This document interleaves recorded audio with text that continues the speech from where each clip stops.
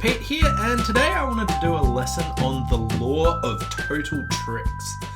Now, what I wanted to do is cover what is the law of total tricks, where it sort of falls down a little bit, and how it actually works and why, and then also how you can use it to compare things and give you a guide, and then we'll run through some example hands. But first of all, the law of total tricks was first discovered by Jean-René Vernes in the 1950s, but it was popularized by Larry Cohen and Marty Bergen in 1992 when Larry Cohen produced a book called To Bid or Not to Bid. And it's all about just sort of competitive bidding and when should you bid over the opponents or when should you actually let them play. So first of all, what is the law of total tricks? So the general premise here is, imagine that a hand was played twice. Once in your best fit and once in the opponent's best fit. And the amount of tricks that will be taken twice is where if you count up the tricks as your side declaring and the tricks that their side declaring in their best fit, if you add those together, that will be equal to what your trump length is versus their trump length if you add those two together. So basically, if you play the hand twice, both in your best fits, you add the number of tricks that you get by the declaring sides, and that should be approximately equal to the number of trumps that both sides actually have. So how often is this actually right? So a little bit of a disclaimer here. This is right only about 40% of the time, but people get told this is the law of total tricks when it's really just a rule of thumb, a little bit of a guide about how you should actually be bidding these hands. So it's not often spot on, but it's a really helpful way to approach it, and you should be using this if you're actually in some doubt about whether you actually want to be bidding or not. So let's look at how you use this rule to sort of create a table of when you should be bidding or not. So here is a table I've created, and what I'm trying to discuss here is, should we be bidding to the 2 level over the opponent's 2 level contract? So let's imagine the opponents are in 2 hearts, and should we be bidding 2 spades or should we let them play? Now, the law of total tricks works best when it's a competitive situation. It doesn't work nearly as well when one side's got all of the points. So if there's a relatively close ones, it's pretty useful. So it's really good in part score battles. It's also useful judge for should you be sacrificing. In those 2 spots, it can be quite useful. So here, let's imagine that the opponent are in 2 hearts and we're trying to work out, should we be bidding 2 spades? So going back to the law of total tricks, the things we want to work out is what our trump length is and what their trump length is. So we want to add that together. And that should be a prediction of how many tricks both declaring sides actually take. So if we look at this, I've said we've got 16 tricks available, which is an assumption that there were 16 trumps. So imagine that both sides have an 8-card fit in this situation. So what we do is we predict, okay, well, what if they take 7 tricks or 8 tricks or 9 tricks? What will that say we will take if we bid on?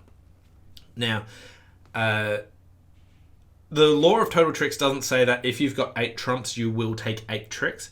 It just says that if it was played twice, that's how it'll work. So here, even if we've got an 8-card fit, it won't promise that we'll take 8 tricks.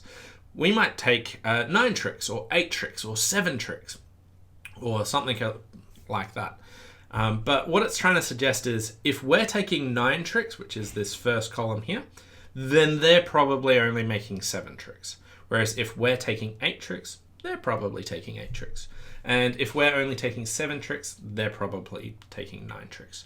So this is what this table's trying to suggest. And then we've got the scores for those to actually compare. So if we're comparing letting them play in 2 hearts and our choice is to play in 2 spades, if they're only taking 7 tricks, we're going to get plus 50 if they're not full. But we can, in theory, make 9 tricks in our contract, which is plus 140, which is a better score. Whereas if they're making 8 tricks, there are 8 tricks available for us, which means we could have turned our minus 110 into a plus 110. And if they're actually making an over trick, means that we're turning our minus 140 into a minus 50. And in all of these situations, it's actually better for us to be bidding on. So we really want to be bidding 2 spades over their 2 heart choice if we both have an 8 card fit. And usually when they have an 8 card fit, we're also going to have a fit somewhere.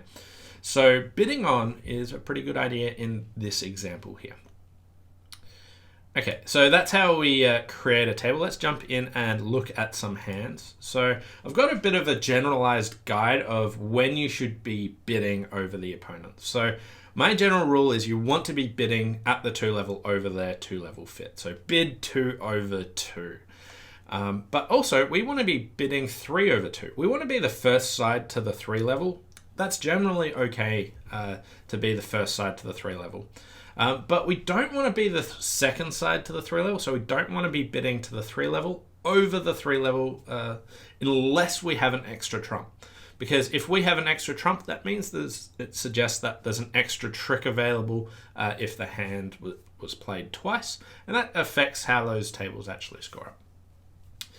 We basically don't want to be bidding to the 4 level, so like 4 clubs over 3 spades. That's a very rare thing that you actually want to do. Unless, again, you've got 2 extra trumps. So if you've got lots of extra trumps, you can always break these. These are just guidelines of what you should roughly be doing.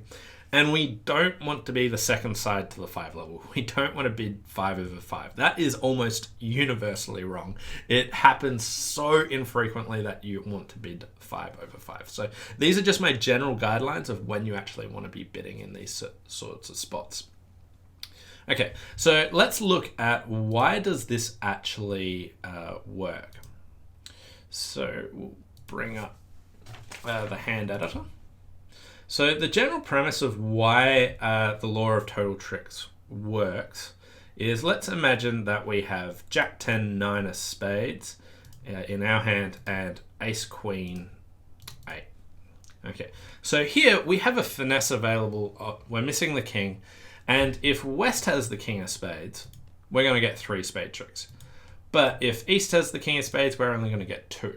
But if we flip that and look at, imagine if the opponents were playing that.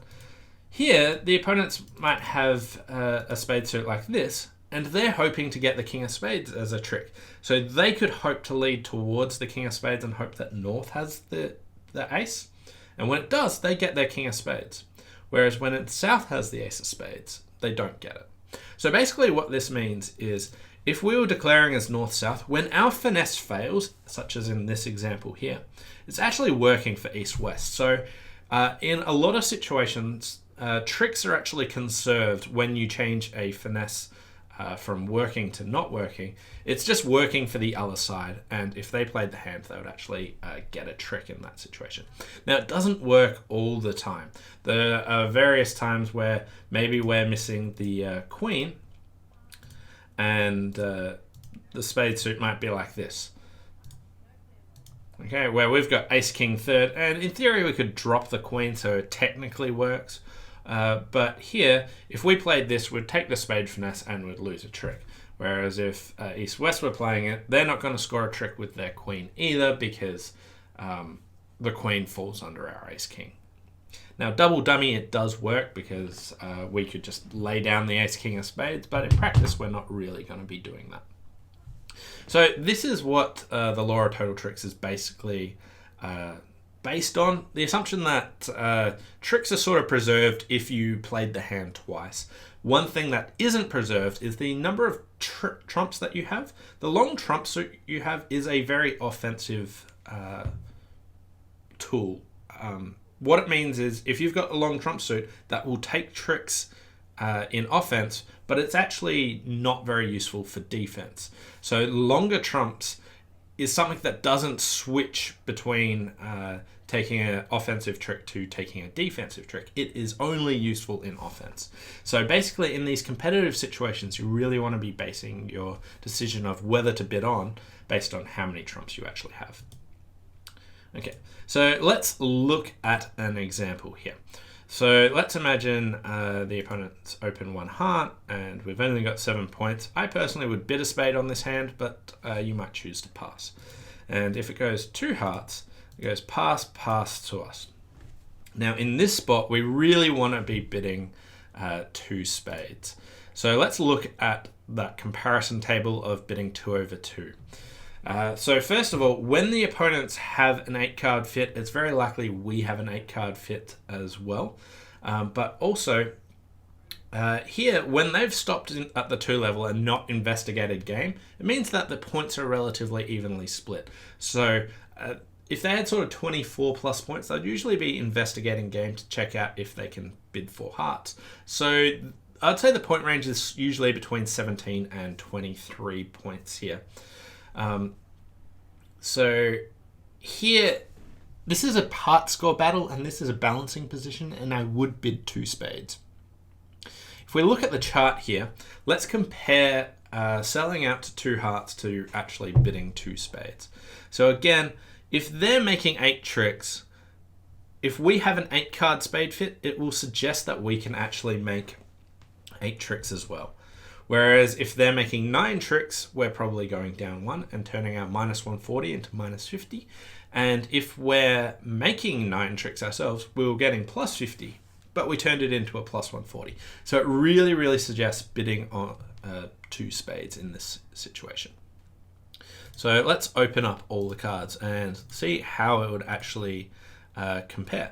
So here's the whole hand, and our partner's got a reasonable hand. And how would we actually go in 2 spades?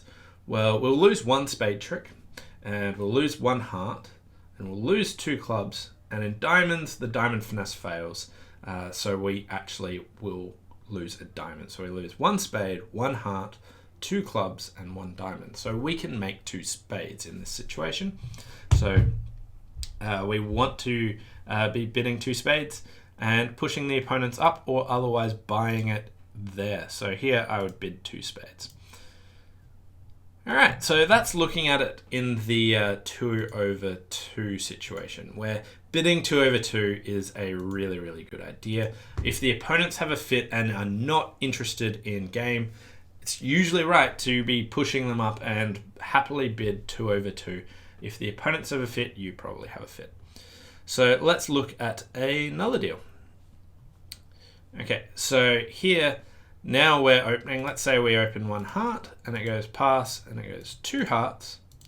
And here we pass and the opponents now bid. They push us up. They don't let us play at the 2 level. We now have to choose, should we let them play it in 2 spades, or should we bid on over it? So let's look at a chart of what the comparison of scores are when we're vulnerable. If we only have an 8 card fit, should we bid to the 3 level over the 2 level?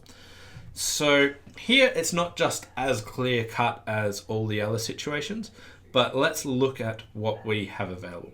So first of all, if we're making our contract and making 3 hearts, the law of total tricks says that the opponents are only making 7 tricks, but that means we would have turned our plus 100 score into plus 140. So that's a good idea. What about if both sides are only making 8 tricks and we're going 1 down? Well, now we've actually turned our minus 110 into minus 100. So we've slightly improved it. So again, it's a good idea there. And here, if they're making an over trick, then we're actually going down 2. Now, this is a poor choice if we're vulnerable. If we're not vulnerable, it would actually still be good. If you're not vulnerable, all of these suggest bid 3 over 2. Whereas if you're vulnerable, it is wrong if they're making their over trick. So it's not 100% that'll always be right there. But here, I think bidding 3 hearts is what you should be doing in this spot, because a lot of the time you will be improving their score. If they're making their score and you're going 1 down, slight improvement. If you're making yours, they're probably going down 1. Again, an improvement there. Whereas if they're making an over trick in 2 spades, then you're probably going down 2 and you've made a mistake. But most of the time, it will be right to be bidding to the 3 level over the 2 level. So you can be the first side to the 3 level, even with an 8 card fit here. All right, let's look at another example.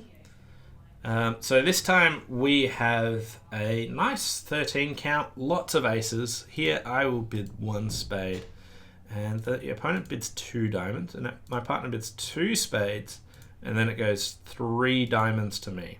So here the question is, should I bid to 3 spades, or should I be defending 3 diamonds? And my go-to rule is don't bid 3 over 3 unless you have an extra trump. So let's look at what the chart would say in this particular case. So here, bidding 3 over 3 with only 8 card fits each, so 16 total tricks. And we're looking at being not vulnerable. So here, if we're making 3 spades, they're probably going down 2, and it's probably right in that case we'll have a small win there, that it's probably right to actually be bidding 3 over 3. Similarly, if they're making 3 diamonds, we'll get minus 110, and we can convert that into minus 100 most of the time if they don't double us by going 2 down. But what I find is the most frequent situation here is sort of both sides going 1 down. It happens a lot, and we would be turning our plus 50 into minus 50. And this is in the best case scenario. The opponent's being vulnerable and us not is the best case scenario. But us being not vulnerable, it's very suggestive of trying to compete. But still there is a big lose case here where both sides only take 8 tricks. So here, I don't like to bid 3 over 3 unless we have an extra trump. You can vaguely consider it when you're not vulnerable. If you're vulnerable, it is a lot worse. In fact, all of these situations are worse for bidding 3 over 3. If you're not vulnerable, can be okay if you've got a bit of distribution, or if you don't think it's going to be that 8-8 split there. But usually I avoid bidding 3 over 3 unless we have an extra trump. And again, I just wanted to reiterate, we don't really want to be bidding to 4 of a minor over the 3 level unless we have 2 extra trumps, and we don't want to be bidding 5 over 5. That's a really poor choice.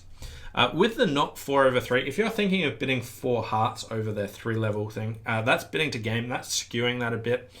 If you think you can make game, that's probably worthwhile anyway. But not 4 over 3 is more talking about competing in a minor there, which is usually a poor choice unless you have quite a good fit.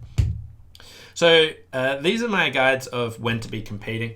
Most people don't know how good the opponent's trump fit is. So the thing that you can usually fall back on there is how good your trump fit is.